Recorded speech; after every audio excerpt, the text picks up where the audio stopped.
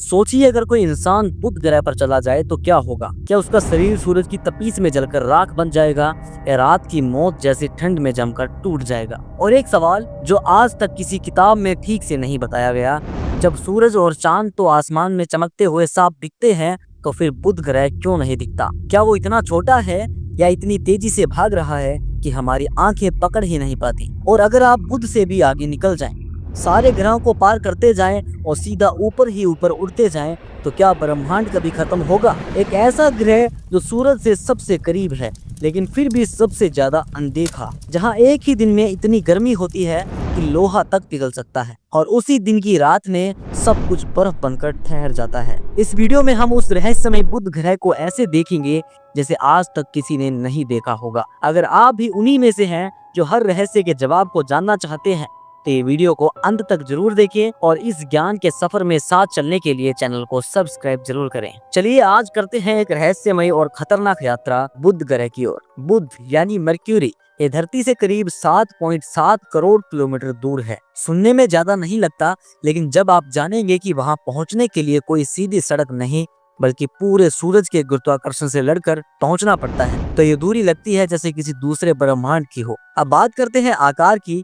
बुध हमारे चांद से थोड़ा बड़ा है। इसका डायमीटर सिर्फ 4880 किलोमीटर है, जो कि पृथ्वी से लगभग 3 गुना छोटा है। लेकिन छोटा होने का मतलब कमजोर नहीं होता। बुध एक लोहे का गोला है। इसका लगभग पूरा भाग एक ठोस भारी लोहा है। अगर कोई इंसान वहां गिर जाए तो जमीन उसे नरम मिट्टी की तरह नहीं, लोहे की चट्टानों से टकरा कर जवाब देगी। लेकिन अब आते हैं असली सवाल पर, क्या कोई अब तक बुध ग्रह पर गया है? इसका सीधा जवाब है नहीं। आज तक कोई भी इंसान बुध ग्रह पर नहीं गया। लेकिन नासा ने मैसेंजर मिशन भेजा था जिसने 2011 से 2015 तक बुध का चक्कर लगाया और हमें इसके हजारों राज बताए। अब जरा सोचो, अगर कोई इंसान बुध पर पहुंच भी गया तो आगे क्या होगा। बुध पर दिन के समय तापमान होता है 430 डिग्री सेल्सियस तक, इतना गर्म कि स्टील भी पिघल जाए। और जैसे ही रात आती है वहाँ तापमान गिर जाता है -180 डिग्री तक। यानी एक जगह पर इंसान दिन में भुन जाएगा और रात में बर्फ बनकर टूट जाएगा।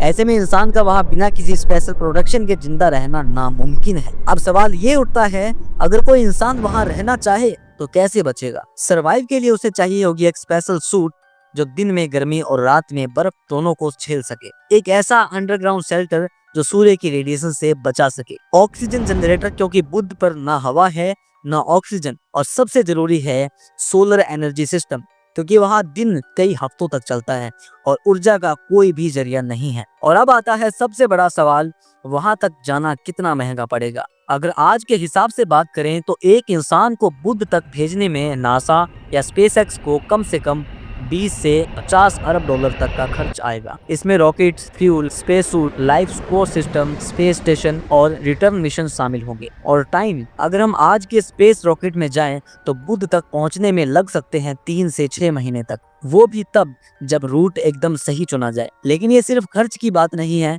बुध पर जाना इंसान की अब तक की सबसे बड़ी परीक्षा होगी। ना वहाँ बारिश होती है, ना मौसम बदलता है, ना सांस लेने की जगह है।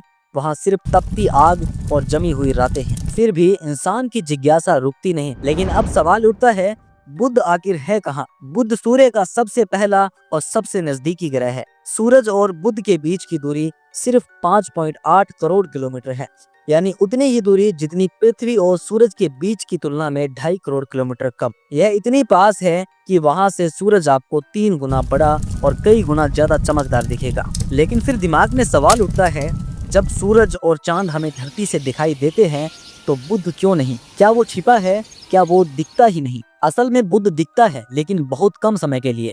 इसे आप सिर्फ सूर्योदय से पहले या सूर्यास्त के ठीक बाद क्षितिज के बेहद पास देख सकते हैं। और इसी वजह से अक्सर लोग संध्या तारा भी इसे कहते हैं। लेकिन क्योंकि ये सूरज के बेहद करीब है, तो जैसे ही सूरज उगता है बुध की रोशनी उसमें डूब जाती है। अब जरा सोचो, सूरज से इतनी नजदीक होने का मतलब क्या है? इसका मतलब है अधिक गर्मी, अधिक रेडिएशन और एक बेहद अस्थिर सतह। लेकिन अब असली सवाल, क्या कोई एलियन बुध पर सरवाइव कर सकता है? यह सवाल जितना रोमांचक है उतना ही पेचीदा भी। वैज्ञानिकों के अनुसार बुध पर कोई भी वायुमंडल नहीं है, यानी वहाँ कोई हवा, कोई ऑक्सीजन या कोई सुरक्षा कवच नहीं है कि रेडिएशन को रोक सके। ऐसे में कोई भी जीव, चाहे वो इंसान हो या एलियन, बिना सुरक्षा के वहाँ कुछ सेकंड से ज्यादा जिंदा नहीं रह सकता। लेकिन हाँ, अगर कोई एलियन सभ्यता ऐसी हो जो अल्ट्रा हाई टेम्परेचर को झेल सकती हो, किसी वायुमंडल के बिना भी सरवाइव कर सके और अपनी ऊर्जा सीधे सूरज से खींच सके, तो शायद वो बुध जैसे ग्रह पर रह सकते हैं। लेकिन ये सब कल्पना के दायरे में ही माना जाता है। अब बड़ा सवाल, क्या हम इंसान अपनी तकनीक से बुध को रहने लायक बना सकते हैं? इसका सीधा जवाब है अभी नहीं, लेकिन एक दिन शायद हाँ। कैसे? सबसे पहले हमें बनानी होगी एक ऐसी हीट प्रूफ डोम, एक विशाल सुरक्षात्मक गुंबद जो रेडिएशन और गर्मी दोनों को रोक सके। हमें चाहिए होगा एक अंडरग्राउंड बेस जो बुध की सतह के नीचे हो, जहां तापमान स्थिर हो। हमें लगाना होगा एक सोलर शील्ड, एक प्रकार का विशाल छाता जो सूरज की तेज किरणों को बुध की ओर आने से रोक सके। और हमें बनाना होगा एक मोबाइल टेक्नोलॉजी सिस्टम जो दिन और रात के बीच सतह पर घूम सके, ताकि कभी बहुत ज्यादा गर्मी ना झेलनी पड़े और कभी बहुत ज्यादा ठंड भी नहीं झेलनी पड़े। साइंस फिक्शन जैसी बात लगती है, बिल्कुल, लेकिन चांद पर जाने का सपना भी कभी साइंस फिक्शन ही था। अगर इंसान ने चांद को छुआ है और मंगल की सतह पर रोबोट उतारे हैं, लेकिन एक दिन बुध भी हमारी पहुंच में होगा।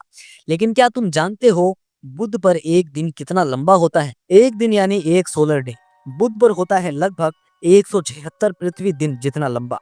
यानी वहां एक दिन चलेगा करीब 6 महीने तक और एक रात उतनी ही लंबी होगी। अब सोचो, अगर कोई इंसान वहां बस जाए तो उसका एक दिन होगा आधा साल लंबा। दिन में आग जैसी गर्मी और रात में बर्फ जैसी चुप्पी। अब जरा सोचो, अगर तुम्हारे पास एक ऐसा यान हो जो सीधा उड़ सके, बिना रुके, बिना थके, बिना पीछे मुड़े, और उसमें बैठकर तुम सीधे ऊपर जाना शुरू कर दो, तो सवाल ये है, आखिर तुम जाओगे कहाँ? क्या ऊपर कोई मंजिल है? क्या आसमान के पार कोई दीवार है?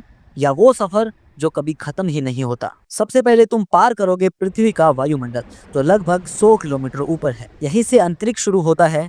अब ना हवा है, ना ऑक्सीजन, ना आवाज, बस काली खाली जगह जिसे हम स्पेस कहते हैं। तुम और ऊपर बढ़ते जाओगे, सामने दिखेगा चांद, लगभग 3,84,000 किलोमीटर दूर। फिर कुछ महीनों बाद तुम्हें दिखेगा मंगल, बृहस्पति, शनि।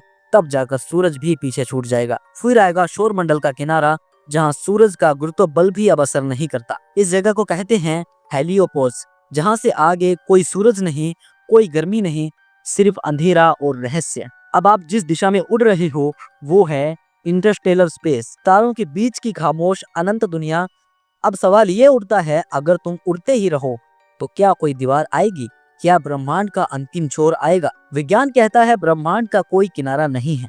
ये एक ऐसा रहस्य है जो आज तक कोई नहीं सुलझा पाया। और हैरानी की बात यह है कि ब्रह्मांड रुकता ही नहीं, वो फैल रहा है। मतलब जिस दिशा में तुम उड़ रहे हो वो खुद भी तुमसे दूर जा रही है। यानी जितना उड़ोगे मंजिल उतनी और दूर जाती जाएगी। हम ब्रह्मांड का सिर्फ वो हिस्सा देख सकते हैं जहां से रोशनी हमारे तक पहुंच पाई है। इस हिस्से को कहते हैं ऑब्जर्वेबल यूनिवर्स। इसकी दूरी है करीब 93 अरब प्रकाश वर्ष।